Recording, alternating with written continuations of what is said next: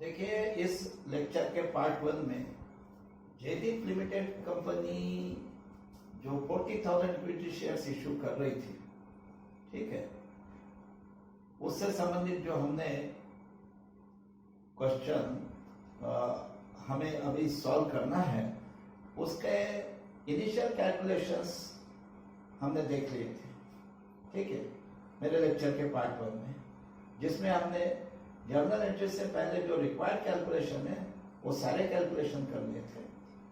आज उसी सिलसिले में, उसी लेक्चर की अगली कड़ी के रूप में इस पार्ट 2 में अब हम देखेंगे कि इस क्वेश्चन में जर्नल एंट्रीज किस तरह से होती हैं, ठीक है। देखिए, जयदीप लिमिटेड कंपनी वैसे 40,000 शेयर्स इशू करना चाहती थी, लेकिन कंपनी के पास एप्लीकेशंस 50,000 शेयर्स के लिए आए थे। अब आपको पता है कि जब एप्लीकेशन मनी बैंक अकाउंट में आता है तो उस समय एंट्री किस तरह की होती है? Bank account debit to equity share application account, bank account debit to equity share application account. और इस एंट्री का अमाउंट क्या होता है? जितना अमाउंट कंपनी के बैंक अकाउंट में एप्लीकेशन मनी का आ रहा है वो इस एंट्री का अमाउंट होता है।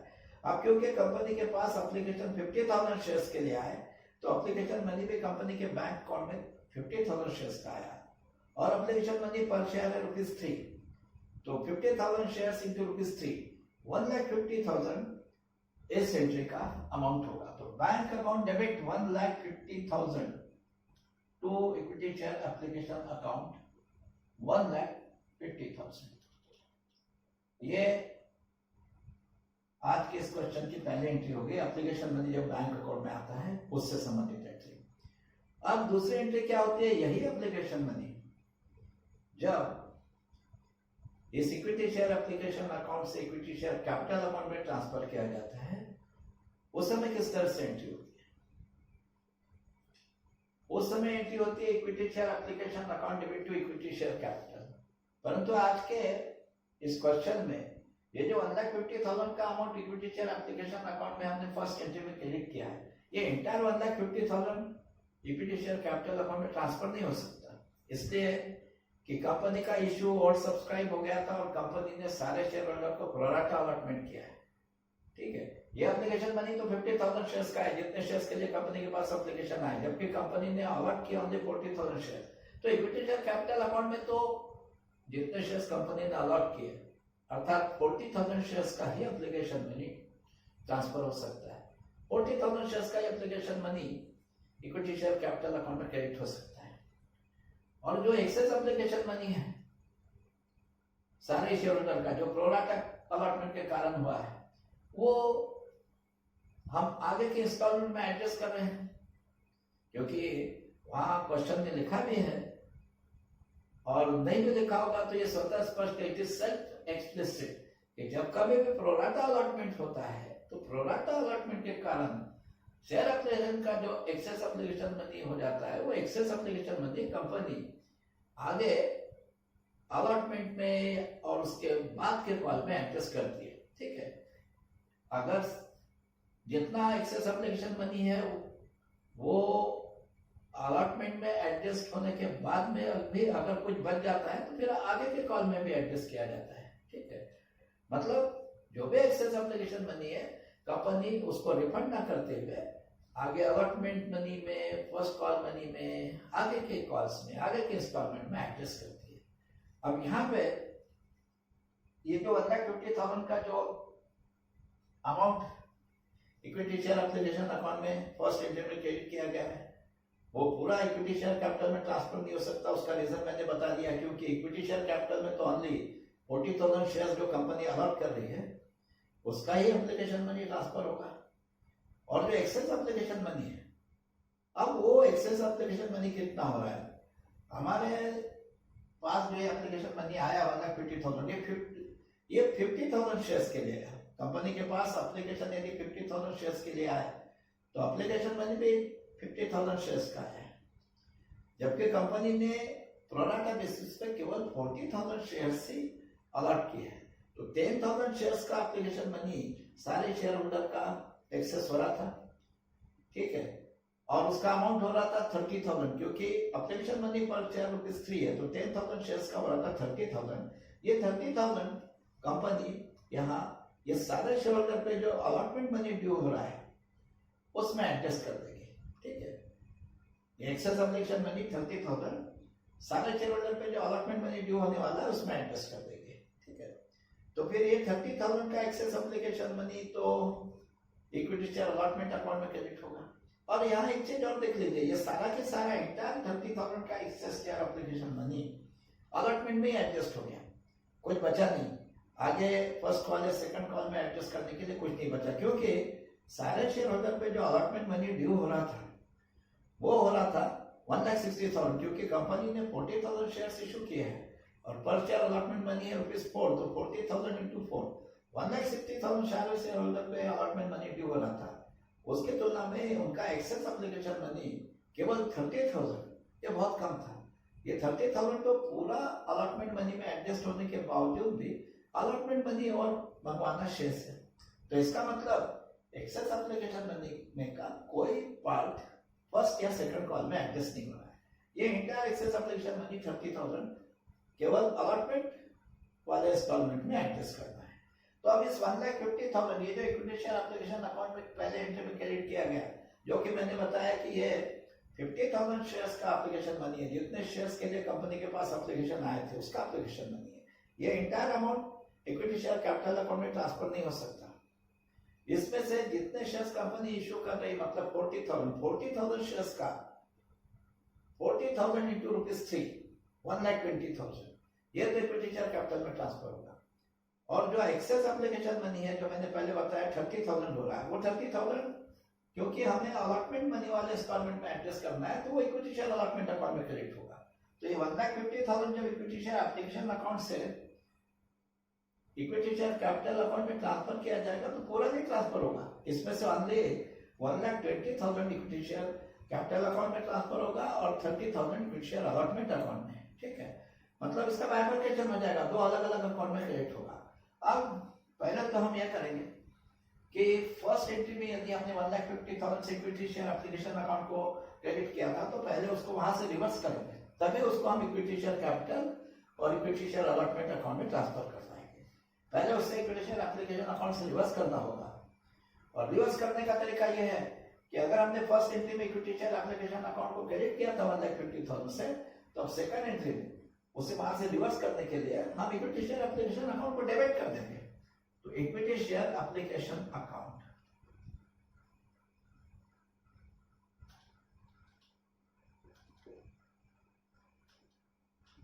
डेबिट 1,50,000। और मैंने अभी बताया कि इसमें से इक्विटी शेयर कैपिटल में कितना क्रेडिट होगा, जितने शेयर्स कंपनी इशू कर रही है उसका application money equity share capital में क्रेडिट होगा, और वो हो रहा है 1,20,000। 40,000 शेयर्स इशू कर रही है company, application money per share है ₹3, 40,000 into 3 1,20,000 equity share capital account में क्रेडिट करेंगे to equity share capital account 1,20,000। और जो एक्सेस एप्लीकेशन मनी है 30,000 वो अलॉटमेंट मनी वाले इंस्टॉलमेंट में एडजस्ट करना है, तो उसे इक्विटी शेयर अलॉटमेंट अकाउंट में क्रेडिट करेंगे to equity share allotment account 30,000। तो देखिए ये एंट्री कैसी हो गई, equity share application account with 1,50,000 to equity share capital account 1,20,000 to equity share allotment account 30,000। चलिए ये दो एंट्रीज हो गई। अब इसके बाद की एंट्री कौन सी होती है, अलॉटमेंट मनी ड्यू की एंट्री। अब क्योंकि यहाँ अलॉटमेंट मनी में प्रीमियम इंक्लूड है, और जब भी अलॉटमेंट मनी में प्रीमियम इंक्लूड होता है तो अलॉटमेंट मनी ड्यू की एंट्री कैसी होती है, equity share allotment account debit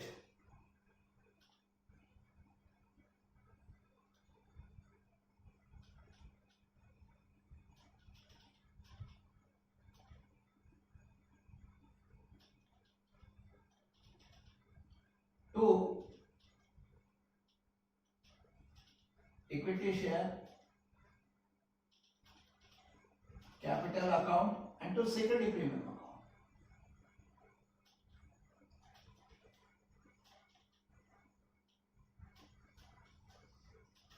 जितना amount equity share allotment account में इस एंट्री में डेबिट किया जाता है वो पूरा इक्विटी शेयर कैपिटल में क्रेडिट नहीं होता, उसका बाइफर्केशन हो जाता है। उसमें से जो प्रीमियम का अमाउंट है वो सिक्योरिटी प्रीमियम अकाउंट में क्रेडिट किया जाता है, shares amount equity share capital account में। यहाँ अलॉटमेंट में पहले ये देखना होगा कि सारे शेयर होल्डर पे अलॉटमेंट मनी ड्यू कितना है। सभी शेयर होल्डर को ओनली 40,000 शेयर्स इशू किए, अलॉटमेंट मनी ₹4 पर शेयर है, तो 40,000 शेयर्स इंटू ₹4, 1,60,000 सारे शेयर होल्डर पे अलॉटमेंट मनी ड्यू है, तो उस अमाउंट से हम इक्विटी शेयर अलॉटमेंट अकाउंट पर डेबिट कर देंगे, क्योंकि इक्विटी शेयर अलॉटमेंट अकाउंट उतने अमाउंट से डेबिट होता है जितना अलॉटमेंट मनी सारे शेयर होल्डर पे ड्यू होता है, तो उसे हमने 1,60,000 से डेबिट कर दिया।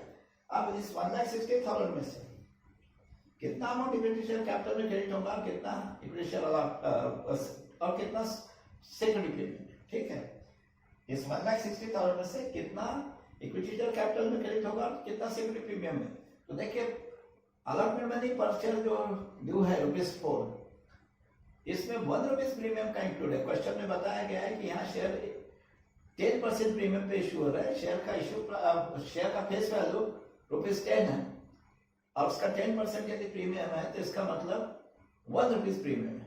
फेस वैल्यू 10 है, उसका 10% होता है ₹1, ₹1 प्रीमियम है और वो इंक्लूड है अलॉटमेंट मनी। ₹4 का जो अलॉटमेंट मनी है उसमें ₹1 प्रीमियम का इंक्लूड है। तो ₹1 पर शेयर के हिसाब से 40,000 शेयर्स का प्रीमियम का अमाउंट हो रहा है 40,000, वो तो सिर्फ प्रीमियम में क्रेडिट होगा। और ₹4 में ₹4 पर शेयर जो अलॉटमेंट मनी ड्यू है उसमें यदि ₹1 प्रीमियम का है तो बचा हुआ ₹3 जो है, ₹3 पर शेयर के हिसाब से 40,000 शेयर्स का 40,000 शेयर्स इंटू ₹3, 1,20,000 वो इक्विटी शेयर कैपिटल अकाउंट में क्रेडिट होगा। तो चलिए इक्विटी शेयर कैपिटल अकाउंट को हम 1,20,000 से क्रेडिट कर देते हैं। और सिक्योरिटी प्रीमियम अकाउंट को मैंने पहले ही बताया, प्रीमियम का अमाउंट है ₹1 पर शेयर, तो 40,000 शेयर्स का हो रहा है 40,000 शेयर्स इंटू ₹1, 40,000, तो सिक्योरिटी प्रीमियम अकाउंट को 40,000 से क्रेडिट कर देंगे। तो एंट्री कैसी हो रही है, equity share allotment account with 1,60,000 to equity share capital account 1,20,000 to security premium account 40,000। ये हो गए अलॉटमेंट मनी ड्यू की एंट्री। अब इसके बाद अलॉटमेंट मनी जब रिसीव होगा बैंक अकाउंट में तब कैसी एंट्री होगी, उस समय एंट्री होती है bank account debit to equity share allotment account. यदि कंपनी कोई कॉल एरियर्स अकाउंट मेंटेन नहीं कर रही है, if company does not maintain any call arrears account, then उस समय एंट्री कैसी होगी, जब अलॉटमेंट मनी बैंक अकाउंट में आता है उसके bank account debit to equity share allotment, और उसका अमाउंट कितना होगा, जितना अलॉटमेंट मनी एक्चुअली बाद में सारे एडजस्टमेंट के बाद बैंक में कंपनी के बैंक अकाउंट में आ रहा है वो इस एंट्री का अमाउंट होगा। अब हम देख चुके कि इसमें सारे एडजस्टमेंट मतलब टोटल जितना अलॉटमेंट मनी सारे शेयर होल्डर पे ड्यू हो रहा था उसमें से उन सभी शेयर होल्डर का एक्सेस एप्लीकेशन मनी एडजस्ट करने के बाद, और जो 2 शेयर होल्डर है यहाँ मिस्टर पुनीत और सुमित, उनका जितना अनपेड अलॉटमेंट मनी है वो माइनस करने के बाद, सारे एडजस्टमेंट के बाद, हम पहले कैलकुलेशन करते समय देख चुके कि बैंक अकाउंट में जो अलॉटमेंट मनी आ रहा है इट इज ओनली 1,24,475, 1,24,475। तो बैंक अकाउंट डेबिट करेंगे हम 1,24,475, जितना अमाउंट बाद में बैंक अकाउंट में आया अलॉटमेंट का उतने अमाउंट से बैंक अकाउंट पर डेबिट करेंगे और उतने अमाउंट से हम इक्विटी शेयर अलॉटमेंट अकाउंट को क्रेडिट करेंगे।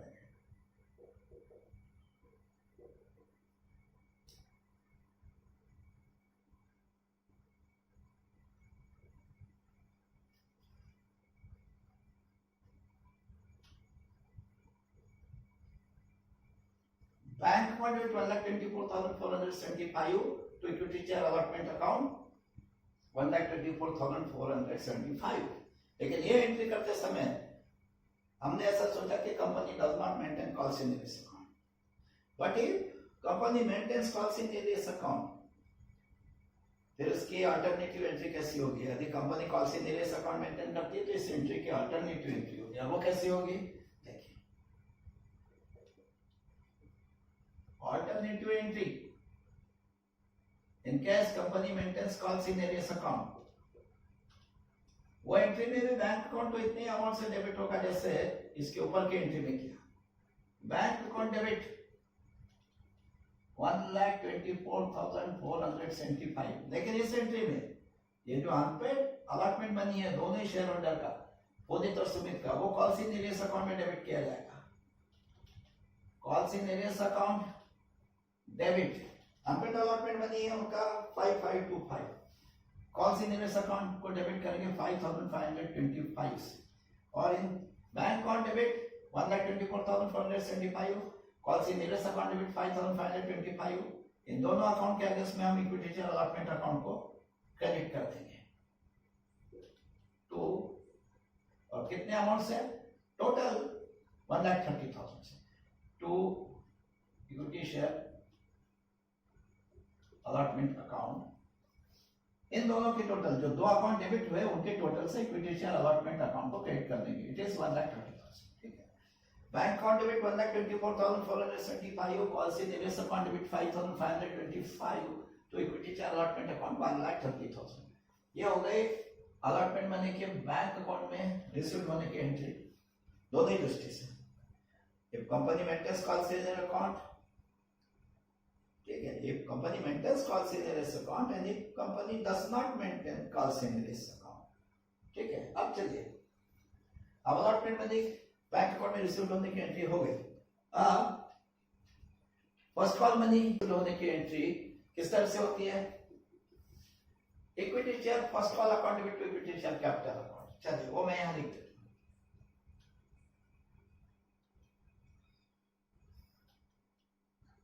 Equity share first call account debit to equity share capital account. और इस एंट्री का अमाउंट कितना होता है? जितना फर्स्ट कॉल मनी सारे शेयर होल्डर पे ड्यू होता है वो इस एंट्री का अमाउंट होता है. अब आपने वहां देखा है क्वेश्चन में फर्स्ट कॉल पे ₹2 पर शेयर ड्यू है. तो कंपनी ने शेयर इशू किए 40,000. तो 40,000 शेयर्स का ड्यू हो रहा है 40,000 into ₹2 80,000. तो फिर equity share first call account को डेबिट करेंगे 80,000 से. Equity share first call account debit to equity share capital account 80,000. Equity share capital account को भी उतने अमाउंट से क्रेडिट कर देंगे जितने से equity share first call account को डेबिट किया है. Equity share first call account debit 80,000 to equity share capital account 80,000. चलिए, ये फर्स्ट कॉल मनी ड्यू की एंट्री होगी. अब बैंक अकाउंट में जब फर्स्ट कॉल मनी आएगा तब कैसी एंट्री होती है? देखिए, बैंक अकाउंट में जो फर्स्ट कॉल मनी आएगा तब यदि कंपनी कॉल से नहीं अकाउंट मेंटेन नहीं कर रही है तो एंट्री होगी bank account debit to equity share first call account. और इस एंट्री का अमाउंट कितना होगा? जितना अमाउंट वास्तव में फर्स्ट कॉल मनी का बैंक अकाउंट में आया है.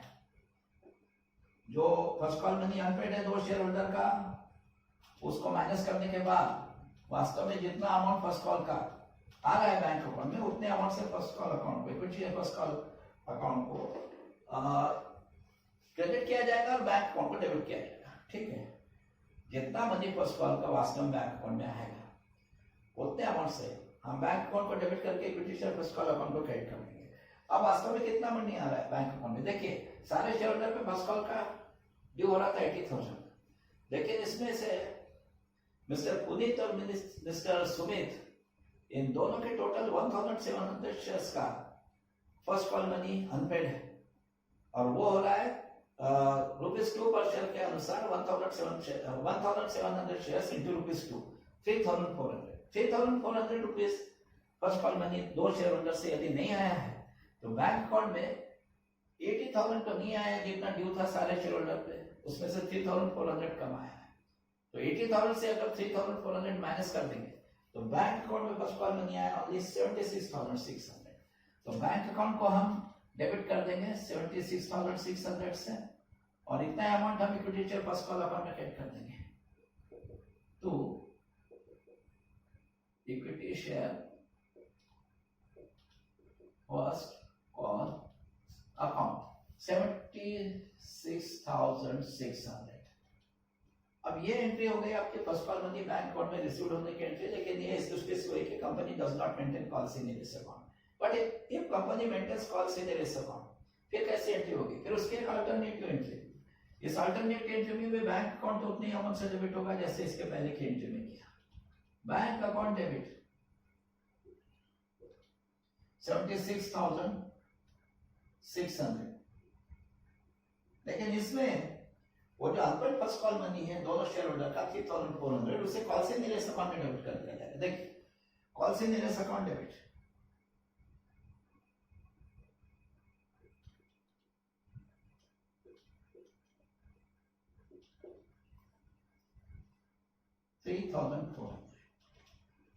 और इन दोनों अकाउंट के अगेंस्ट में बैंक अकाउंट डेबिट, कॉल से निलेस अकाउंट डेबिट है, जो दो अकाउंट डेबिट हो रहे हैं उनके अगेंस्ट में हम equity share first call account को क्रेडिट कर देंगे टू इक्विटी शेयर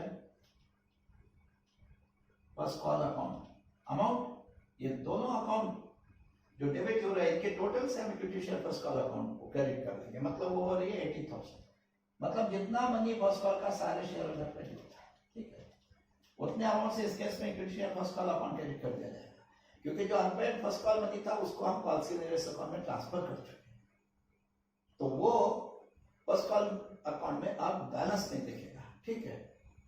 तो अब एंट्री कैसी हो रही है? बैंक अकाउंट डेबिट 76,600, कॉल से निलेस account debit 3,400 to equity share first call account 80,000, ठीक है। अब ये हो गई फर्स्ट कॉल मनी के बैंक अकाउंट में रिसीव होने की एंट्री दोनों दृष्टि से। यदि कंपनी कॉल से निलेस अकाउंट मेंटेन करती है तो ये एंट्री होगी, नहीं करती है तो ये एंट्री होगी, ठीक है।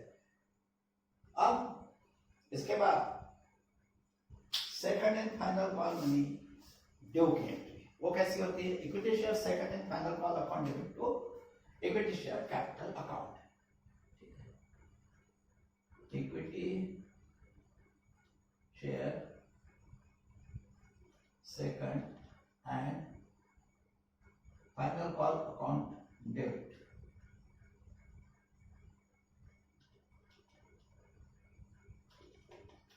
टू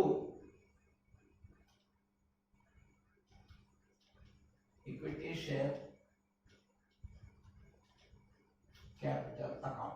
और इसका अमाउंट कितना होगा? जितना money second and final call का सारे शेयर होल्डर पे ड्यू हो रहा है उस एंट्री का अमाउंट होगा।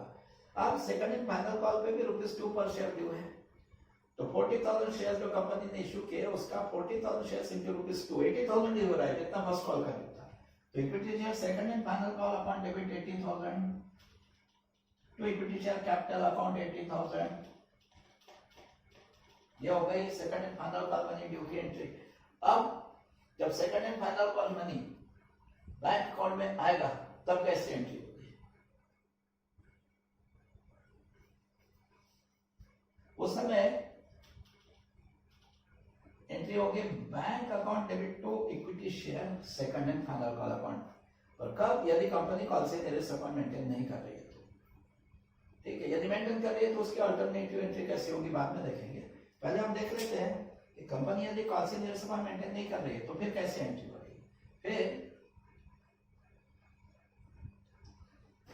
एंट्री हो रही है bank account debit to equity share second and final call account,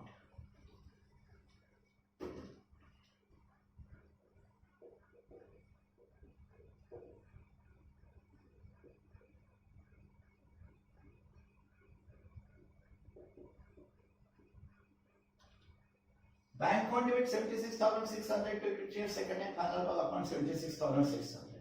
मैंने अमाउंट चेंज नहीं की, जैसे फर्स्ट कॉल मनी के बैंक अकाउंट में रिसीव होने की एंट्री में अमाउंट थी वही रखी, केवल अकाउंट का नाम यहाँ चेंज किया। उसका रीजन है क्योंकि देखिए सेकंड एंड फाइनल कॉल पे भी उतना ही अमाउंट ड्यू हो रहा है जितना फर्स्ट कॉल में था।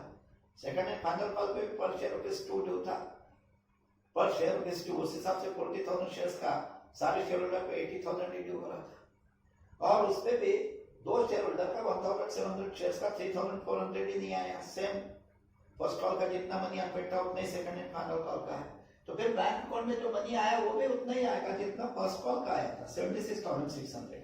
इसलिए bank account debit 76,600 to equity share second and final call account 76,600, ठीक है। कोई मुझे अमाउंट चेंज करने की आवश्यकता इसलिए नहीं पड़ी क्योंकि अमाउंट सेम है।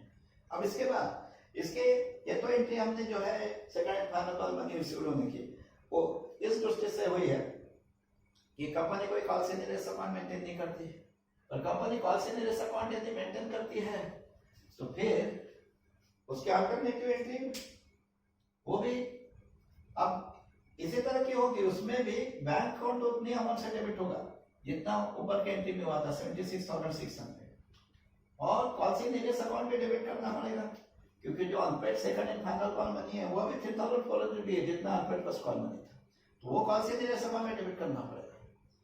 तो अल्टरनेटिव एंट्री तो सेकंड एंड फाइनल कॉल की वैसी होगी जैसे first call money bank account में रिसीव्ड होने की अल्टरनेटिव एंट्री थी, second and final call money bank account में रिसीव्ड होने की भी अल्टरनेटिव एंट्री के अमाउंट सेम रहेंगे, एंट्री लगभग वैसी होगी। इसमें भी bank account debit 76,600, call सीनियरेस account debit 3,400, ये दो अकाउंट डेबिट होंगे वो तो सेम रहेंगे, बस इनके आगे इसमें क्रेडिट होने वाला अकाउंट हो जाएगा to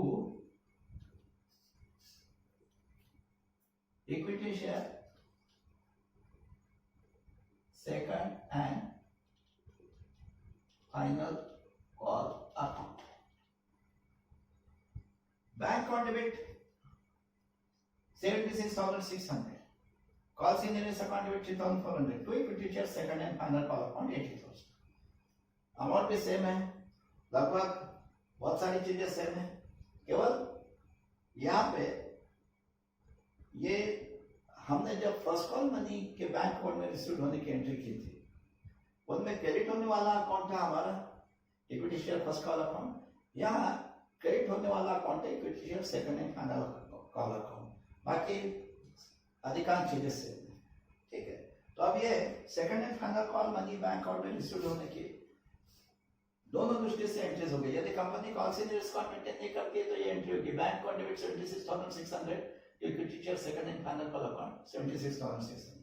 company call सीनियरेस account maintain करती है तो फिर होगी bank account debit 76,600, call सीनियरेस account debit 3,400, equity share second and final call account 80,000। चलिए अब second and final call money bank account में आ गया, उसकी भी एंट्री दोनों दृष्टि से हो गई। अब इसके बाद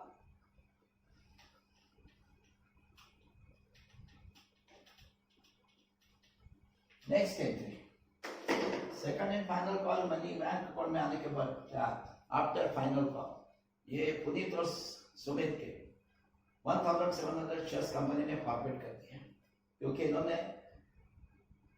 बैलेंस ऑफ अलॉटमेंट मनी, जितना अलॉटमेंट मनी इनके तरफ आना शेष था, एक्सेस एप्लीकेशन मनी इनका अलॉटमेंट में एडजस्ट करने के पश्चात वो पे नहीं किया, और साथ में फर्स्ट और second and final call money पे नहीं किया, इसलिए फाइनल कॉल के बाद इनके शेयर्स फॉरवर्ड किए कंपनी ने।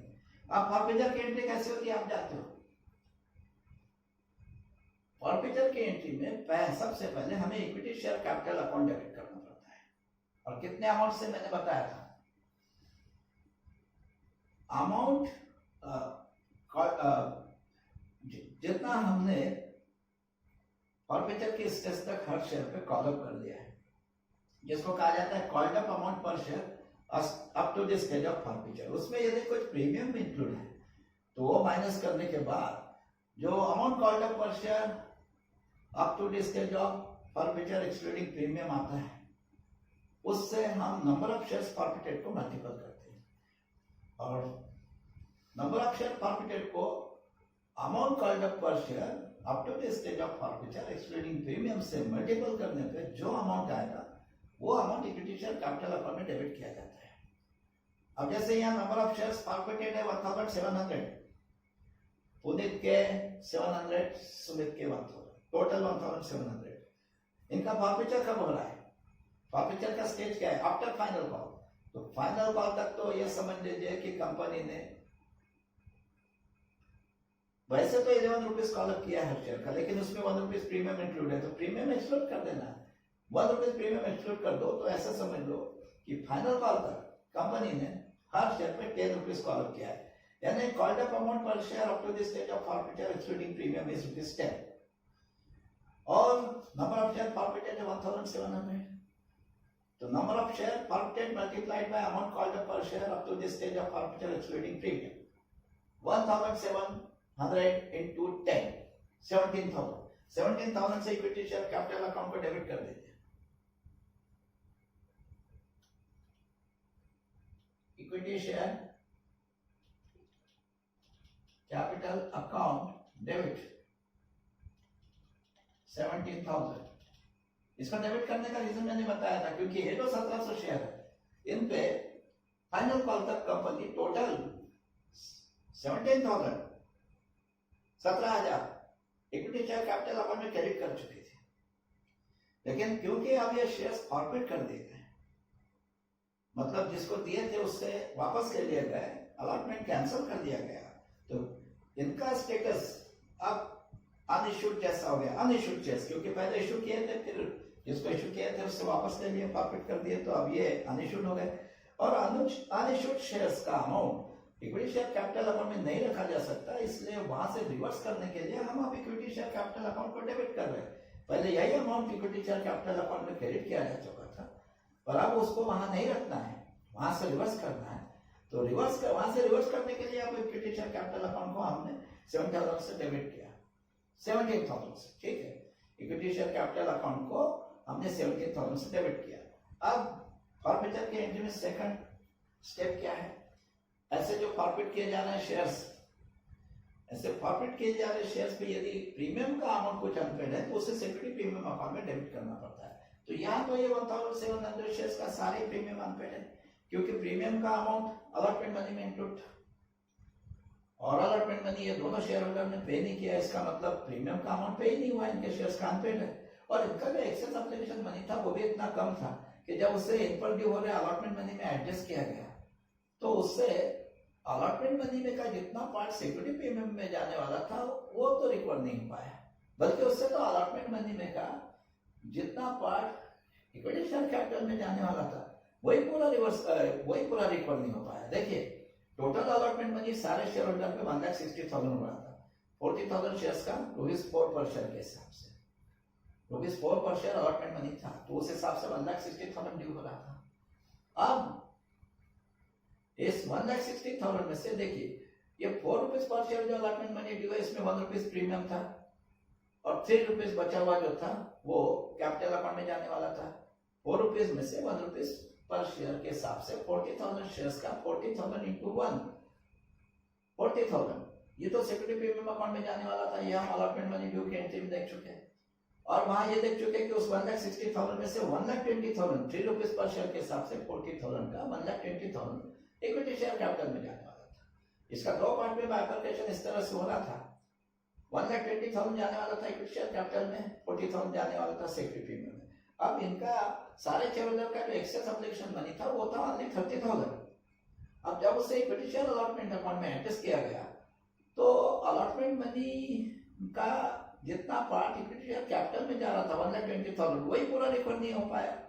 ये एक्सेस एप्लीकेशन मनी ओनली 30,000 था, इससे तो अलॉटमेंट मनी का जितना पार्ट इक्विटी शेयर कैपिटल में जाने वाला था 1,20,000 वही पूरा रिकवर नहीं हो पाया, उसका भी बल्कि और 90,000 बचा था, ठीक है।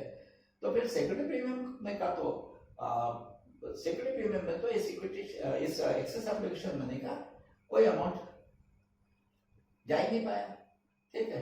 एक सिक्योरिटी प्रीमियम में एक्सेस एप्लीकेशन मनी का ₹1 भी नहीं गया। तो इसका मतलब अपने सिक्योरिटी प्रीमियम का जो अमाउंट है इन दोनों शेयर होल्डर का प्रीमियम का अमाउंट वो तो पूरा ही अनपेड है। यदि वो पूरा अनपेड है तो फिर सिक्योरिटी प्रीमियम अकाउंट को जितना इनके प्रीमियम का अमाउंट अनपेड है उतने अमाउंट से हम डेबिट कर देंगे। प्रीमियम कितना अनपेड होगा? प्रीमियम पर शेयर ₹1 का, तो इनके 1,700 शेयर्स का प्रीमियम का अमाउंट हो रहा है 1,700, शेयर भी 1,700, लेकिन पर शेयर प्रीमियम है वो ₹1, तो 1,700 शेयर इंटू ₹1 प्रीमियम का भी अमाउंट जो अनपेड है वो भी हो रहा है 1,700, उसे सिक्योरिटी प्रीमियम अकाउंट में डेबिट किया जाएगा। तो सिक्योरिटी प्रीमियम अकाउंट 1,700। अब इसके बाद की स्टेप क्या होती है? फॉरफिटर में जितना अमाउंट ऐसे शेयर पे, ऐसे फॉरफिटेड शेयर पे कंपनी को मिल चुका है, जिसको कहते हैं paid up amount on forfeited share, वो फॉरफिटेड शेयर अकाउंट में क्रेडिट किया जाता है, लेकिन उसमें कोई प्रीमियम का अमाउंट इंक्लूड है। यदि ऐसे फॉरफिटेड शेयर्स का कोई प्रीमियम पेड है वो इंक्लूड है, तो वो माइनस करने के बाद बचा हुआ अमाउंट फॉरफिटेड शेयर अकाउंट में क्रेडिट करते हैं। लेकिन आपने देखा प्रीमियम तो ये शेयर्स का सारा के सारा अनपेड ही है 1,700, इसलिए तो उससे सिक्योरिटी प्रीमियम अकाउंट में हमने डेबिट किया है। तो फिर प्रीमियम यदि पूरा ही अनपेड था तो ये जो पेड अप अमाउंट है इनका, इसमें प्रीमियम का ₹1 भी इंक्लूड नहीं है। तो फिर जितना भी पेड अप अमाउंट है इनके शेयर का वो पूरा कॉर्पोरेट शेयर अकाउंट में हम क्रेडिट कर सकते हैं। पेड अप अमाउंट होगा कितना? इन्होंने एक्चुअली मिस्टर पुनीत ने उनको भले ही 700 शेयर अलॉट किए गए थे, लेकिन उन्होंने अप्लाई ज्यादा शेयर के लिए किया था। आप पहले के कैलकुलेशन में देख चुके। और वैसे सुमित को भी 1000 शेयर्स अलॉट किए गए थे, लेकिन उन्होंने अप्लाई ज्यादा शेयर्स के लिए किया था। ये दोनों शेयर होल्डर ऐसे है, प्रोडक्ट का अलॉटमेंट हुआ था, मतलब जितने शेयर्स के लिए इन्होंने अप्लाई किया था उतने नहीं दिए थे कंपनी ने, उससे कम दिए थे। इन्होंने अप्लाई ज्यादा शेयर के लिए किया था और वो कैलकुलेशन हम पहले कर चुके हैं। मिस्टर पुनीत का नंबर ऑफ शेयर अप्लाई था 875 और मिस्टर सुमित का था 1250। तो अब यदि मिस्टर पुनीत का नंबर ऑफ शेयर अप्लाइड 875 था, तो उन्होंने एप्लीकेशन मनी भी 875 शेयर का पे किया था। उन्होंने अप्लाई 875 शेयर के लिए 875 शेयर के लिए किया, तो एप्लीकेशन मनी भी 875 पर शेयर का पे किया था। पुनीत ने 1250 शेयर्स के लिए अप्लाई किया था, तो एप्लीकेशन मनी भी उसने 1250 शेयर्स का पे किया। और वो उसमें से ये दोनों शेयर होल्डर ने जो भी एप्लीकेशन मनी पे किया वो उसमें से कंपनी ने कोई अमाउंट वापस नहीं किया, ठीक है। तो फिर इसका मतलब इन दोनों शेयर होल्डर का जितना एप्लीकेशन मनी कंपनी को मिला, पुनीत के 875 शेयर्स जो उन्होंने अप्लाई किए थे उसका, और सुमित ने 1250 शेयर्स अप्लाई किए थे उसका, ये दोनों शेयर होल्डर का जितना भी एप्लीकेशन मनी मिला ये उनका paid up amount on corporate shares है, ठीक है। अब पुनीत के 875 शेयर्स जिसके लिए उसने अप्लाई किया था, और सुमित के 1250 शेयर्स, क्योंकि सुमित ने 1250 शेयर्स के लिए अप्लाई किया, तो दोनों का number of share, total number of share apply हो जाता है 2125। तो इन दोनों ने 2125 शेयर्स के लिए एप्लीकेशन मनी भेजा था, और एप्लीकेशन मनी पर शेयर हो रहा था 3 रुपीज पर शेयर। तो 2125 का टोटल जो एप्लीकेशन मनी इन दोनों ने भेजा था उसका अमाउंट हो रहा था 6375। 6375 इन दोनों का एप्लीकेशन मनी कंपनी को मिला था। भले वो एक्सेस था, लेकिन कंपनी ने उसे वापस नहीं किया। जितना एक्सेस एप्लीकेशन मनी था वो इनपुट ड्यू और अलॉटमेंट मनी में एडजस्ट कर दिया था। तो ऐसा मान लीजिए इन दोनों शेयर होल्डर का टोटल 6375 कंपनी को मिल चुका था। इनका पेड अप अमाउंट था इनके शेयर्स का 6375। Paid up amount on corporate shares rupees 6375, उसमें प्रीमियम जरा भी इंक्लूड नहीं था, तो वो पूरा 6375 हम कॉर्पोरेट शेयर्स अकाउंट में क्रेडिट कर देंगे। तो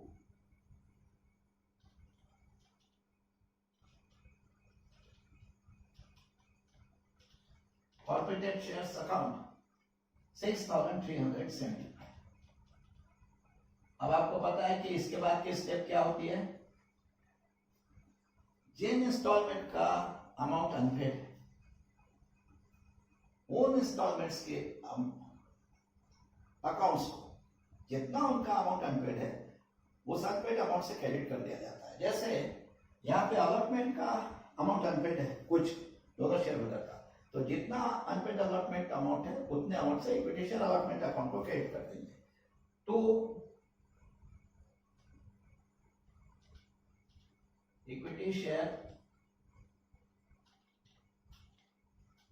अलॉटमेंट अकाउंट, और अलॉटमेंट का कितना अमाउंट अनपेड है हम देख चुके हैं 5525 दोनों शेयर होल्डर का टोटल इतना अनपेड है अलॉटमेंट मनी, तो उसे इक्विटी शेयर अलॉटमेंट अकाउंट में क्रेडिट कर देंगे। फर्स्ट कॉल का कितना अमाउंट दोनों शेयर का अनपेड है उसे equity share first call account में क्रेडिट करना है, तो 2 equity share first call account.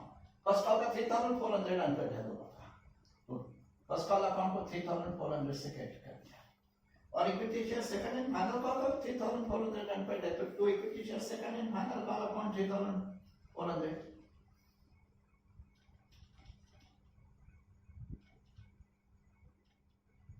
Equity share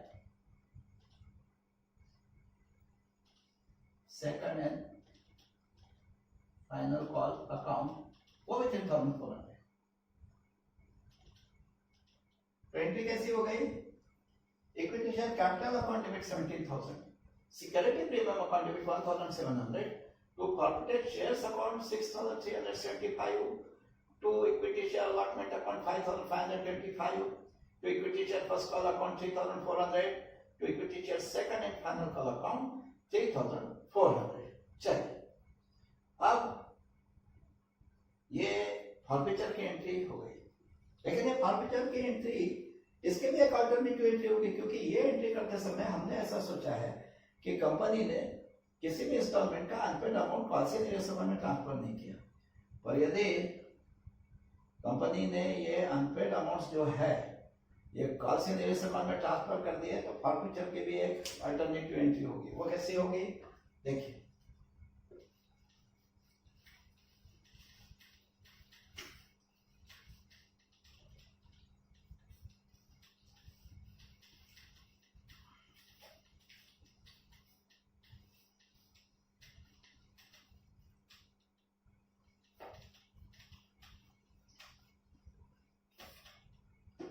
देखिए उस अल्टरनेटिव एंट्री में भी हम इक्विटी शेयर कैपिटल अकाउंट को तो उतने अमाउंट से डेबिट करेंगे जितने अमाउंट से पहले किया था। Alternative entry, equity share capital account को तो उतने अमाउंट से डेबिट करना है जितना इसके पहले की एंट्री में किया। Equity share capital account debit 17,000, और सिक्योरिटी प्रीमियम अकाउंट को भी उतने अमाउंट से डेबिट करो जैसा पहले किया। सिक्योरिटी प्रीमियम अकाउंट डेबिट 1,700, और इवन फॉर्फिटेड शेयर्स अकाउंट को भी उतनी अमाउंट से क्रेडिट करो जैसा इसके पहले की एंट्री में किया। टू फॉर्फिटेड शेयर्स अकाउंट 6,375, ठीक है। और उसके बाद आप फर्क कहाँ है? तो ये इसके पहले की एंट्री में आपने अलॉटमेंट का फर्स्ट कॉल का सेकंड एंड फाइनल कॉल का जितना अमाउंट अनपेड था वो तीन अलग अलग अकाउंट में क्रेडिट किया था। Equity share allotment account, equity share first call account, equity share second and final call account. लेकिन अब वो पूरा अनपेड अमाउंट तीनों इंस्टॉलमेंट का एक साथ कॉल से निवेश अकाउंट में क्रेडिट कर देंगे। To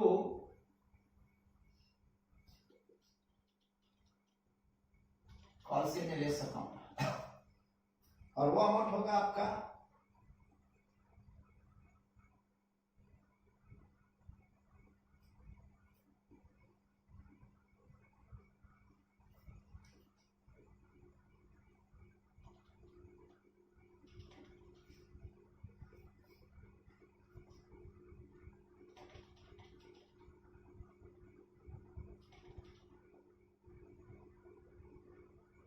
12,325,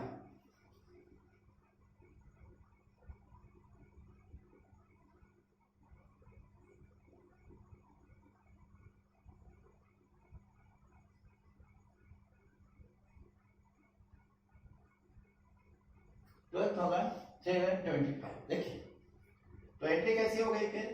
equity share capital account debit 17,000, security premium account debit 1,700, to forfeited shares account 6,375, to call से निवेश अकाउंट 12,325, ठीक है। टू कॉल से निवेश अकाउंट 12,325। फिर से देख लीजिए, equity share capital account debit 17,000, security premium account debit 1,700, to forfeited shares account 6,375, to call से निवेश अकाउंट 12,325। ये हो गई आपके फॉर्फिचर की एंट्री इस दृष्टि से कि कंपनी कॉल से निवेश अकाउंट मेंटेन करती है। अब इसके बाद ये शेयर फॉर्फिट करने के बाद कंपनी ने रीइश्यू किया, और रीइश्यू करते समय सारे शेयर इश्यू नहीं हुए, कंपनी ने टोटल 1,700 शेयर्स फॉर्फिट किए थे, लेकिन उसमें से केवल 1,200 शेयर से रीइश्यू। और रीइश्यू करते समय कंपनी ने एक एक शेयर जो 10 रुपीज का था, जिसकी फेस वैल्यू 10 रुपीज थी, वो केवल 9 में इश्यू किया, 9 रुपीज पर शेयर, यानी 1 रुपीज डिस्काउंट में किया। तो चलिए 9 रुपीज पर शेयर के हिसाब से ये 1,200 शेयर जब किसी और व्यक्ति को बेच दिए कंपनी ने, रीइश्यू किए, तो कंपनी के बैंक अकाउंट में टोटल अमाउंट कितना आया? और मैं बता चुका हूं कि जब भी कंपनी किसी और को ऐसे फॉरवर्डेड शेयर इशू करती है तो जितना अमाउंट उससे लेना है पूरा एक साथ ले लेती, लमसम, इंस्टॉलमेंट में नहीं लेती। तो अब जिस किसी को ये 1200 शेयर्स कंपनी ने इशू किए उससे सारा अमाउंट जितना लेना है पूरा एक साथ ले लिया, जो एक साथ लमसम बैंक अकाउंट में डेबिट होगा। अब 1200 शेयर्स, एक शेयर 9 रुपए में बेचा कंपनी ने, तो 1200 शेयर्स बेच के कितना मिला, 10,800। तो उसको एक साथ बैंक अकाउंट में डेबिट कर देंगे, बैंक अकाउंट डेबिट 10,800। अब क्योंकि ये 1200 शेयर्स फिर से रीइश्यू कर दिए गए तो इनका फेस वैल्यू फिर से इक्विटी शेयर कैपिटल अकाउंट में क्रेडिट करना पड़ता है, ठीक है। अब इक्विटी शेयर कैपिटल अकाउंट में फेस वैल्यू क्रेडिट करना है, एक शेयर का फेस वैल्यू 10 है तो 1200 शेयर्स का तो 12,000 इक्विटी शेयर कैपिटल अकाउंट में क्रेडिट करना पड़ेगा, पर बैंक अकाउंट में तो डेबिट हुआ है 10,800। तो यहाँ 1200 का डिफरेंस आ रहा, वो इसलिए आ रहा कि आपकी कंपनी ने एक शेयर 1 रुपीज डिस्काउंट पे इशू किया, जिसके कारण 1200 शेयर्स री इशू करके 1200 का ही ठीक कंपनी को लॉस हो रहा है। और ऐसा डिस्काउंट पर शेयर इशू करने के कारण जो लॉस होता है वो आपको पता है वो क्या किया जाता है, ये पहले वाले शेयर होल्डर्स जिनके शेयर फॉरफिट किए गए उनका जो अमाउंट फॉरफिट किया गया था, जो पहले फॉरफिटर के एंट्री में फॉरफिटेड शेयर्स अकाउंट में क्रेडिट किया गया था, उसमें से रिकवर किया जाता है वो लॉस। रीइश्यू के समय जो डिस्काउंट के कारण लॉस हो रहा है वो जो पहले वाले शेयर होल्डर का फॉरफिटेड अमाउंट है उससे रिकवर किया जाता है। वो फॉरफिटेड अमाउंट जो पहले वाले 2 शेयर होल्डर का है 6375, उसको हमने फॉरफिटर के एंट्री में इक्विटी शेयर फॉरफिटर के एंट्री में फॉरफिटेड शेयर्स अकाउंट में क्रेडिट कर रखा है। अब उसमें से रीइश्यू के समय डिस्काउंट पे रीइश्यू करने के कारण जो 1200 का लॉस हो रहा है वो रिकवर करना है। तो वो पहले जो अमाउंट हमने फॉरफिट किया था 6,375, वो यदि फॉरफिटेड शेयर्स अकाउंट में क्रेडिटेड है, अब उस समय उसमें से 1200 अगर हमको रिकवर करना है तो 1200 को फिर फॉरफिटेड शेयर्स अकाउंट में डेबिट करना पड़ेगा, ठीक है। तो हम यहाँ पे अब फॉरफिटेड शेयर्स अकाउंट को 1200 से डेबिट कर देंगे, फॉरफिटेड शेयर्स अकाउंट डेबिट 1200। बस इतना याद रखिए कि रेशियो के समय अगर कंपनी शेयर्स डिस्काउंट पे रेशियो कर रही है तो एक्चुअली कंपनी को शेयर्स रेशियो करके जितना अमाउंट मिल रहा है, जैसे यहाँ 10,800, वो तो बैंक अकाउंट में डेबिट कर देना, और जो डिस्काउंट है टोटल डिस्काउंट, ठीक है, जितने शेयर इश्यू किए जा रहे हैं उस पर टोटल डिस्काउंट का जितना अमाउंट हो रहा है उसको फॉरफिटेड शेयर्स अकाउंट में डेबिट कर देना, और उसके बाद जितने शेयर इश्यू किए जा रहे हैं उसका फेस वैल्यू वापस इक्विटी शेयर कैपिटल अकाउंट में क्रेडिट कर देना। जैसे यहाँ 1200 शेयर्स फिर से इश्यू हो रहे हैं, इनका फेस वैल्यू पर शेयर 10 है, तो 1200 into 10, 12,000 equity share capital account में क्रेडिट कर देना to equity share capital account 12,000। देखिए ये हो गया आपकी 1200 शेयर्स इश्यू के एंट्री। Bank account debit 10,800, forfeited shares account debit 1200 to equity share capital account 12,000, ठीक है। अब ये रेशियो की एंट्री हो गई। इसके बाद एक एंट्री शेयर्स है, जब फॉरफिटेड शेयर रीइश्यू हो जाते हैं तो उसके बाद कुछ अमाउंट जो हमें कैपिटल रिजर्व अकाउंट में ट्रांसफर करना पड़ता है, उसके बारे में फिर से डिटेल में एक्सप्लेन करने की जरूरत नहीं, क्योंकि उस अमाउंट का कैलकुलेशन हम इस लेक्चर के पार्ट 1 में देख चुके हैं। सारे कैलकुलेशन हमने वहां कर लिए थे, कैलकुलेशन के बारे में एक्सप्लेन किया जा चुका है इस लेक्चर के पार्ट 1 में, ठीक है। तो वो कैलकुलेशन जब हमने किया था तो हमने ये पाया था कि कैपिटल रिजर्व में हमें कितना अमाउंट अल्टीमेटली ट्रांसफर करना होगा, 3,300, ठीक है। सारे कैलकुलेशन करने के बाद हमने देखा था कि 3,300 फॉरफिटेड शेयर्स अकाउंट से कैपिटल रिजर्व में ट्रांसफर करना है, amount to be transfer to capital reserve, ठीक है, after reissue of 1,200 shares is 3,300। अब उसको कैपिटल रिजर्व में ट्रांसफर करने की एंट्री शेयर्स है, वो एंट्री हम यहाँ कर लेते हैं, और वो एंट्री होती है forfeited shares account debit to capital reserve account. क्योंकि जो भी अमाउंट हम कैपिटल रिजर्व में ट्रांसफर करना चाहते हैं वो पहले फॉरफिटेड शेयर्स अकाउंट में क्रेडिटेड है, और वहां से यदि उसको कैपिटल रिजर्व में ट्रांसफर करना है तो फिर फॉरफिटेड शेयर्स अकाउंट से रिवर्स करने के लिए फॉरफिटेड शेयर्स अकाउंट डेबिट करना होगा, ठीक है। और फिर हम उसको कैपिटल रिजर्व अकाउंट में क्रेडिट कर पाएंगे। हम पहले फॉरफिटेड शेयर्स अकाउंट को डेबिट कर देंगे 3300 से, फॉरफिटेड शेयर्स अकाउंट डेबिट 3300, और अब कैपिटल रिजर्व में उसको क्रेडिट कर देंगे to capital reserve account 3300। Entry कैसी हो गई इसकी? Forfeited shares account debit 3300 to capital reserve account 3300। चलिए आज के क्वेश्चन की इशू, फॉरफिचर और रीइशू, सारे ट्रांजैक्शन की सभी एंट्री समाप्त हो गई। ठीक है, तो आज का ये क्वेश्चन यहां समाप्त होता है। ये क्वेश्चन 2 पार्ट में था। पार्ट 1 में हमने, क्वेश्चन 2 पार्ट में था मतलब इस क्वेश्चन का सारा जो एक्सप्लेनेशन है, ठीक है, इसे मेरे 2 लेक्चर्स में हमने समाविष्ट किया है। मेरे लेक्चर के पार्ट 1 में इस क्वेश्चन से रिलेटेड जो कैलकुलेशन करना थे वो सारे दिखाए गए हैं, और पार्ट 2 में जर्नल एंट्रीज। ठीक है, तो आज ये दोनों पार्ट यहाँ पे समाप्त हो गए। अब अगले लेक्चर्स तक प्रतीक्षा कीजिए। धन्यवाद।